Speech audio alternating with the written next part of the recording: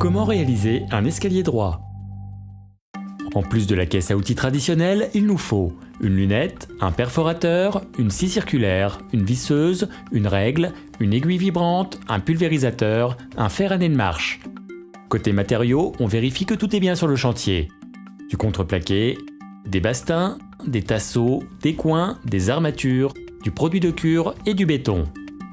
Pour votre sécurité, n'oubliez pas les gants, le casque, les lunettes, les protections auditives, les bottes et les chaussures de sécurité. Première étape, la préparation. Un escalier droit doit relier deux niveaux à l'aide d'une série de marches de même dimension. La règle de Blondel vous permettra de définir la hauteur et la largeur des marches et des contre-marches pour garantir un bon confort d'utilisation. Deux hauteurs de marche et un giron doivent être compris entre 60 et 64 cm. La hauteur des marches doit également respecter les différentes normes en vigueur correspondant à la destination de l'ouvrage. Deuxième étape, le tracé. Commencez par vérifier les codes du support existant, puis tracez l'implantation de la crémaillère, de la sous-face de la paillasse et du palier en tenant compte de l'épaisseur des revêtements finis au départ et à l'arrivée de l'escalier. Troisième étape, le coffrage. Commencez par fixer au sol un tasseau en limite intérieure de la première marche. Créez ensuite un support d'étaiement à l'aide de bastings répartis sur la largeur de l'escalier. Réalisez maintenant l'étaiement du palier. Fixez-le au mur pour éviter son déplacement au cours du coulage. Positionnez les bastings aux extrémités taillées en biseau pour étayer la paillasse de l'escalier. Fixez les raidisseurs primaires. Vous pouvez installer la peau de coffrage. Découpez les plaques de contreplaqué hydrofuge aux dimensions du palier et de la paillasse. Ajustez l'angle de liaison. Étayez la structure à l'aide d'une ossature bois ou d'étai adapté. Refermez votre coffrage et reportez le tracé de l'escalier. Votre plateforme est prête. Quatrième étape, le ferraillage. Vous pouvez maintenant réaliser le ferraillage selon le plan du bureau d'études. Installez des cales à béton pour garantir l'enrobage des armatures. Fixez l'ensemble des éléments. Votre ferraillage est prêt.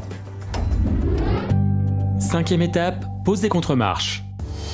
Réalisez des contre-marches à partir de bastings rabotés ou recouverts de contreplaqué en fonction du niveau de finition souhaité. Une taille en biseau des contre-marches facilitera l'accès pour la finition de l'escalier. Installez les contre-marches selon le tracé. Fixez-les bien de chaque côté par l'extérieur en prévoyant le décoffrage.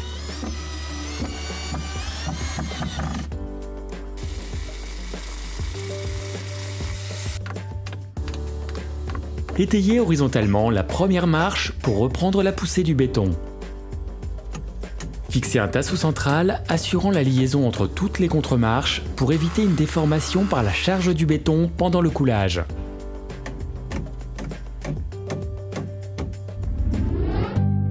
« 5 bis. Pose des contre-marches en crémaillère inversée. Vous pouvez également réaliser la pose des contre-marches à l'aide de crémaillères inversées taillées sur mesure. Fixez-les de chaque côté de l'escalier en suivant le tracé. Vous pouvez ajuster leur hauteur de quelques centimètres pour faciliter l'accès au giron en cours de finition.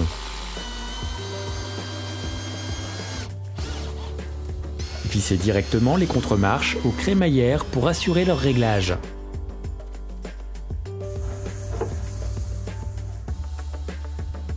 Si votre escalier le nécessite, vous pouvez maintenant poser un isolant périphérique.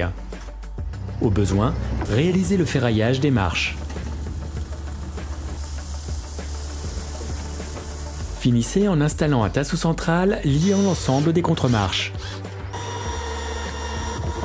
Il ne vous reste plus qu'à étayer horizontalement la première marche et à fixer le tasseau central pour assurer la reprise de la poussée du béton. Votre coffrage est prêt. Sixième étape, le coulage. Utilisez un béton ferme entre S2 et S3. Vibrez-le un minimum au fur et à mesure. Égalisez les marches.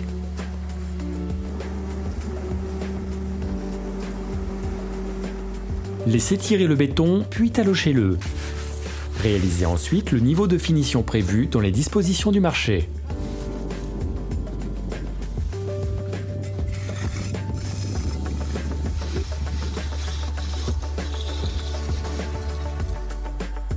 Pour éviter une dessiccation trop rapide du béton, pulvérisez un produit de cure sur la surface.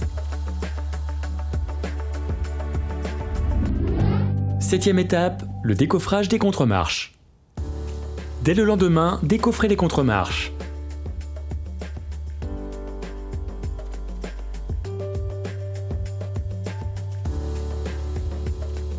Ébavurez et nettoyez le béton. Le décoffrage de la paillasse sera réalisé après le séchage complet du béton, après 28 jours. Et voilà, c'est à vous de jouer.